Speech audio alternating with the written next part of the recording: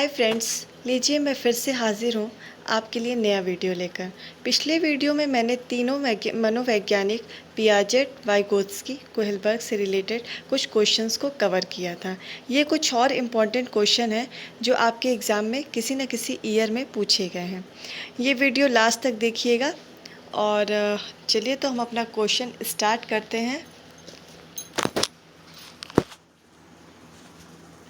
पहला क्वेश्चन है, लेव वाइगोत्स्की के समाज संरचना सिद्धांत में दृढ़ विश्वास रखने वाले शिक्षक के नाते आप अपने बच्चों के आकलन के लिए निम्नलिखित में से किस विधि को वरीयता देंगे? पहला ऑप्शन है सहयोगी प्रोजेक्ट, दूसरा ऑप्शन है मानकीकृत परीक्षण, तीसरा ऑप्शन है तथ्यों पर आधारित प्रत्यास्मरण के प्रश्न, चौथा ऑप्शन है वस्तुपरक बहुविकल्पी प्रकार के प्रश्न। फ्रेंड्स, ये थोड़ा लंबा क्वेश्चन है, लेकिन इससे डरने की ज़रूरत नहीं है। अक्सर करके जितने भी लंबे क्वेश्चन पूछे जाते हैं उसका आंसर बहुत ही आसान होता है देना। इसको बस एक बार ध्यान से पढ़ने की ज़रूरत होती है और ऑप्शन अपने आप पता चल जाता है। तो इसलिए लंबे क्वेश्चन को देखकर आप डरिएगा नहीं, इसे अच्छे से पढ़िएगा और इसके ऑप्शन को अच्छे से पढ़िएगा, आपको आंसर अपने आप मिल जाएगा। तो फ्रेंड्स, इसका आंसर है पहला, सहयोगी प्रोजेक्ट। वाइगोत्स्की जो थे अपने सामाजिक सांस्कृतिक सिद्धांत के लिए जाने जाते थे। इस सिद्धांत के अनुसार सामाजिक अंतःक्रिया ही बालक की सोच व व्यवहार में निरंतर बदलाव लाता है। इन्हीं के अनुसार किसी बालक का संज्ञानात्मक विकास उसके अन्य व्यक्तियों से अंतर संबंधों पर निर्भर करता है। इस सिद्धांत में विश्वास रखने के नाते ही सहयोगी प्रोजेक्ट के माध्यम से ही बच्चों का आकलन किया जा सकता है। चलिए हम अपने नेक्स्ट क्वेश्चन की तरफ बढ़ते हैं। नेक्स्ट क्वेश्चन है हमारा, लेव वाइगोत्स्की के अनुसार संज्ञानात्मक विकास का मूल कारण है। पहला ऑप्शन है संतुलन, दूसरा ऑप्शन है सामाजिक अनुक्रिया, तीसरा ऑप्शन है मानसिक प्रारूपों का समायोजन और चौथा ऑप्शन है उद्दीपक अनुक्रिया युग्मन। तो फ्रेंड्स, इसका ऑप्शन कौन सा सही होगा आप गैस कर सकते हैं। इसका ऑप्शन दूसरा सही है, सामाजिक अनुक्रिया। लेव वाइगोत्स्की के अनुसार जो संज्ञानात्मक विकास का मूल कारण होता है वो सामाजिक अनुक्रिया ही होता है। इन्होंने संज्ञानात्मक विकास में सामाजिक कारकों और भाषा को ही महत्वपूर्ण बतलाया है। दो ही चीज़ बताया है। पिछले वीडियो में मैंने आपको बताया था कि वाइगोत्स्की ने दो मूल कारण उनके बताए थे। कौन कौन से? एक सामाजिक अनुक्रिया यानी सोशल इंटरेक्शन और दूसरा भाषा, उनके लैंग्वेज पर। तो ये दोनों वाइगोत्स्की के मूल कारण थे। आइए हम नेक्स्ट क्वेश्चन की तरफ चलते हैं। नेक्स्ट क्वेश्चन है हमारा, जीन पियाजे के अनुसार अधिगम के लिए निम्नलिखित में से क्या आवश्यक है? पहला ऑप्शन है शिक्षार्थी के द्वारा पर्यावरण की सक्रिय खोजबीन, दूसरा ऑप्शन है वयस्कों के व्यवहार का अवलोकन, तीसरा ऑप्शन है ईश्वरीय न्याय पर विश्वास और चौथा ऑप्शन है शिक्षकों और माता पिता द्वारा पुनर्बलन। तो फ्रेंड्स, इसका ऑप्शन है पहला सही, शिक्षार्थी के द्वारा पर्यावरण की सक्रिय खोजबीन। जीन पियाजे के अनुसार ये वाला ऑप्शन सही है। ठीक है फ्रेंड्स, हम अपने नेक्स्ट क्वेश्चन की तरफ चलते हैं। नेक्स्ट क्वेश्चन है हमारा, पियाजे के अनुसार 2 से 7 वर्ष के बीच का एक बच्चा संज्ञानात्मक विकास की अवस्था में है। इसका पहला ऑप्शन है पूर्व संक्रियात्मक, दूसरा ऑप्शन है औपचारिक संक्रियात्मक, तीसरा ऑप्शन है मूर्त संक्रियात्मक और चौथा ऑप्शन है संवेदी गतिक। फ्रेंड्स, मैंने आपको पिछली वीडियो में बताया था कि पियाजे ने 4 अवस्था दी थी। ठीक है, चारों अवस्थाएं जो हैं अलग अलग हैं। उन चारों अवस्थाओं को अलग अलग बांटा गया है। पहला था संवेदीगात्मक अवस्था जो 0 से 2 वर्ष तक के लिए है। दूसरा था पूर्व संक्रियात्मक अवस्था जो 2 से 7 वर्ष तक के लिए था। तीसरा था कि मूर्त संक्रिया अवस्था जो कि 7 से 12 वर्ष के लिए था, और चौथा है औपचारिक सक्रिय अवस्था, जो कि 12 से 16 वर्ष के लिए है। तो इसमें पूछा गया है कि पियाजे के अनुसार 2 से 7 वर्ष के बीच का बताना है आपको। तो 2 से 7 वर्ष के बीच का अवस्था जो होता है वो पूर्व संक्रियात्मक अवस्था होती है। ठीक है फ्रेंड्स, आइए हम अपने नेक्स्ट क्वेश्चन की तरफ चलते हैं। नेक्स्ट क्वेश्चन है आपका, कोहेलबर्ग के सिद्धांत के पूर्व परंपरागत स्तर के अनुसार कोई नैतिक निर्णय लेते समय एक व्यक्ति निम्नलिखित में से किस तरफ प्रवृत्त होगा।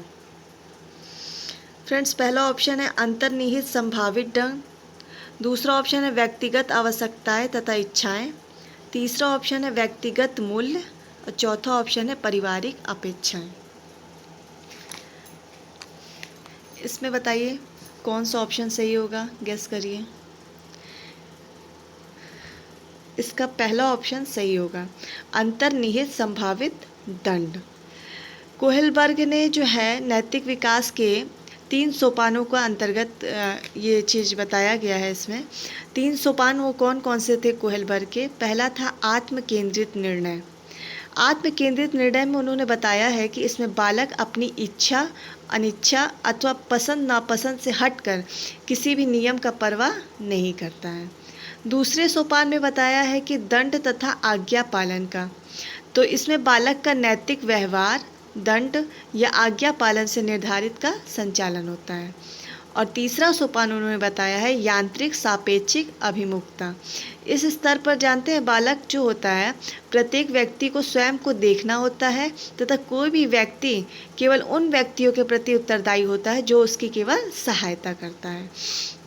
तो कोहेलबर्ग ने पूर्व परंपरागत के स्तर के अनुसार ही ये 3 सोपान दिए हैं जी। ठीक है, तो इसमें आपका कौन सा ऑप्शन सही होगा, पहला अंतर्निहित संभावित दंड। नेक्स्ट क्वेश्चन की तरफ चलते हैं। लॉरेंस कोहेलबर्ग के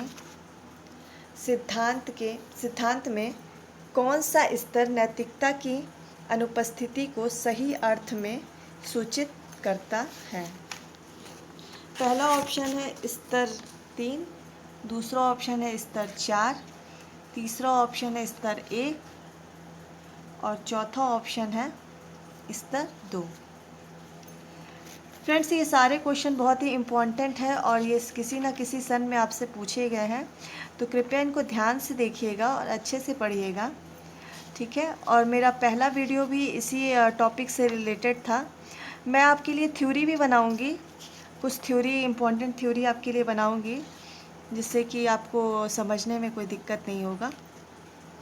ठीक है, तो फ्रेंड्स ये जो क्वेश्चन है आप बताइए इसका क्या ऑप्शन होगा। पहला ऑप्शन है स्तर 3, दूसरा ऑप्शन है स्तर 4, चौथा ऑप्शन है स्तर 2,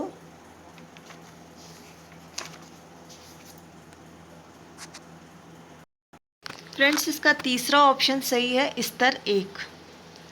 स्तर 1 कोहेलबर्ग ने बताया था कि नैतिक विकास के स्तरों में प्रथम स्तर जो होता है वो पूर्व परंपरागत स्तर होता है, जो प्रथम स्तर होता है। इसी स्तर पर नैतिक विकास सामाजिक व सांस्कृतिक नियमों जैसे कि अच्छा बुरा, सही गलत आदि की व्याख्या इन्होंने की है, या मिलने वाला दंड, पुरस्कार, नियमों का समर्थन करना, ये सब जो है कोहेलबर्ग द्वारा नैतिक विकास के स्तर 1 में बताया गया है। अब हम नेक्स्ट क्वेश्चन की तरफ चलते हैं। नेक्स्ट क्वेश्चन है हमारा,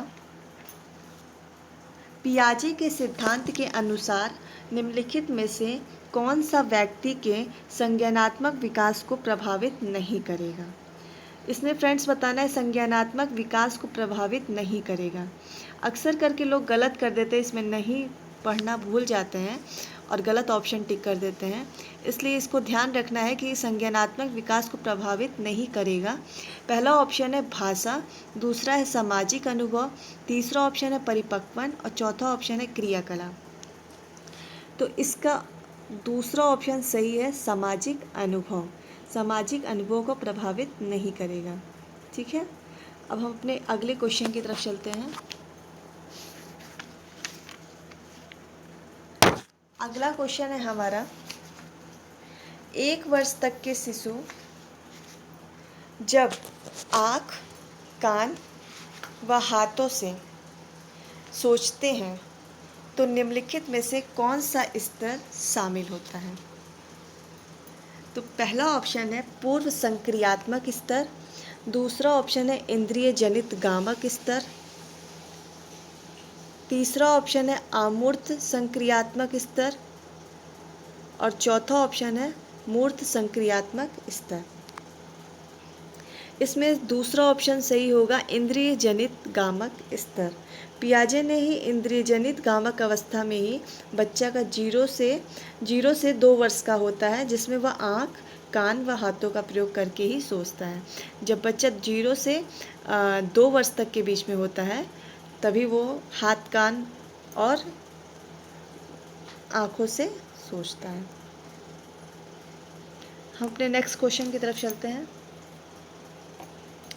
नेक्स्ट क्वेश्चन है हमारा, वाइगोत्स्की के सिद्धांत में विकास के निम्नलिखित में से कौन से पहलू की उपेक्षा होती है? पहला ऑप्शन है सांस्कृतिक, दूसरा ऑप्शन है जैविक, तीसरा ऑप्शन है भाषाई और चौथा ऑप्शन है सामाजिक। तो इसमें दूसरा ऑप्शन सही है, जैविक।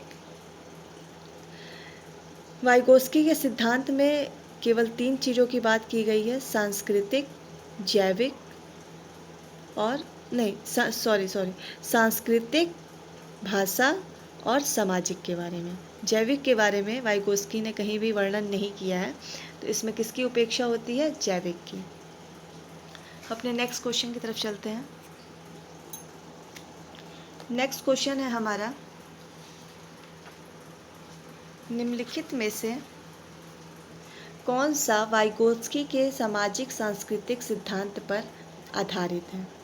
पहला ऑप्शन है सक्रिय अनुकूलन, दूसरा ऑप्शन है पारस्परिक शिक्षण, तीसरा ऑप्शन है संस्कृति निरपेक्ष संज्ञानात्मक विकास, चौथा ऑप्शन है अंतर्दृष्टि अधिगम।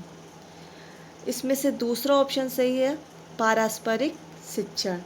वाइगोत्स्की के सामाजिक सांस्कृतिक सिद्धांत पर केवल पारस्परिक शिक्षण ही आधारित है। पारस्परिक शिक्षण जो होता है वो शिक्षकों और छात्रों के मध्य ही संवादात्मक गतिविधि है, मतलब बातचीत से ये कहा जाता है, जिसका संचालन चार विशेष रणनीति संक्षिप्तीकरण से किया जा सकता है, जैसे प्रश्न पूछना, स्पष्ट करना, भविष्यवाणी करना के तहत ही किया जाता है। पारस्परिक शिक्षण के उद्देश्य जो होता है वो शिक्षक और छात्रों के बीच जो होता है वो सामूहिक प्रयास के माध्यम से ही समस्या का हल निकालना होता है। तो इसमें दूसरा ऑप्शन ही सही है, पारस्परिक शिक्षण। ठीक है फ्रेंड्स, तो ये हमारा आज का वीडियो का लास्ट क्वेश्चन था और ऐसे ही हम अब और भी क्वेश्चन बनाएंगे इम्पॉर्टेंट, जो आपको बहुत ही इम्पॉर्टेंट होगा आपके लिए, आपके एग्ज़ाम के पॉइंट ऑफ व्यू से। तो प्लीज़ मेरे वीडियो अगर आपको अच्छा लगा तो लाइक कीजिएगा, शेयर कीजिएगा और सब्सक्राइब करना ना भूलिएगा। मैं और भी आपके लिए छोटे छोटे थ्योरी और छोटे छोटे ट्रिक्स बताऊंगी, जिससे आपको याद करने में और उसको ऑप्शन को सही टिक करने में आपको बहुत ही सहायता मिलेगा। ठीक है फ्रेंड्स, तो हम अपना वीडियो यहीं पे स्टॉप करते हैं। वीडियो देखने के लिए बहुत बहुत धन्यवाद और हम अपने नेक्स्ट वीडियो में मिलेंगे। बाय।